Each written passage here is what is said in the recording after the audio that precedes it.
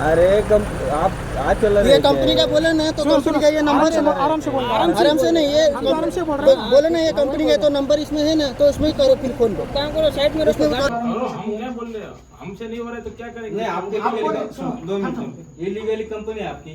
हाँ आपको मैं कौन है? कंपनी में काम करता हूँ। क्या क्या पोस्ट पोस्ट क्या है? है आपकी? मैं सुपरवाइजर हूँ। बस हो गया।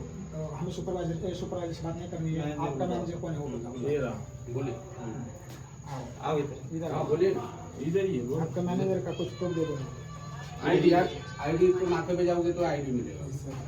आप ठीक है इधर आके भी देते हैं। आईडी से आपसे बात करेंगे। इधर तो अभी सॉल्यूशन होगा। सुपरवाइजर से बात नहीं कर रहे हैं। हाँ। मैनेजर कौन है उससे बात करेंगे। हाँ ये रहा ना। आपका आईडी दिखाओ फिर हम बात करेंगे। चलो चलो नमस्कार.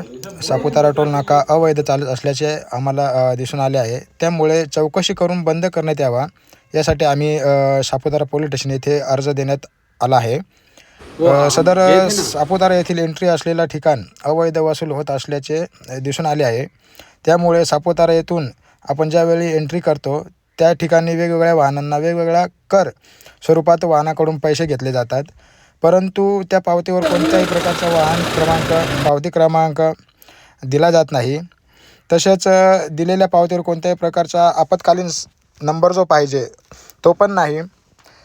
आपण ज्यावेळी ऑनलाईन पैसे जमा करतो त्यावेळी स्वतःच्या नावाचा QR देतात, म्हणजेच प्रायव्हेट QR देतात. जेव्हा आपण कंपनीच्या नावाने काही पुरावे मागतो तेव्हा ते देत नाही. याबाबत अधिक विचारणा केली होती आम्ही. त्यांनी आम्हाला GR दाखवून दिला, परंतु त्या GRची सुद्धा मुदत संपली होती.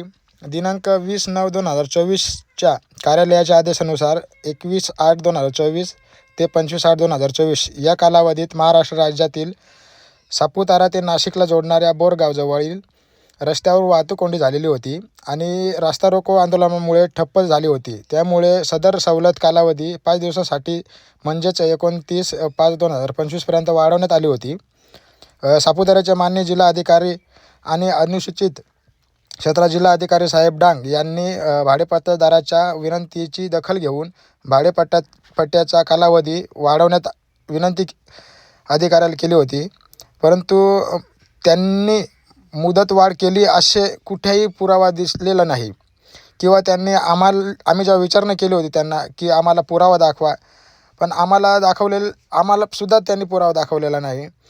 त्यामुळे सापुतारा पोलीस स्टेशन येथे आम्ही तक्रार अर्ज देऊन सर्व सखोल चौकशी करून कारवाई करण्यात यावी अशी सापुतारा पोलीस स्टेशन यांना आम्ही विनंती केली होती.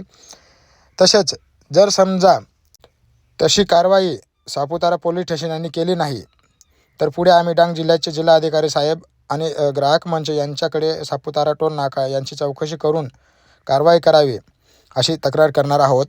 धन्यवाद. जय हिंद.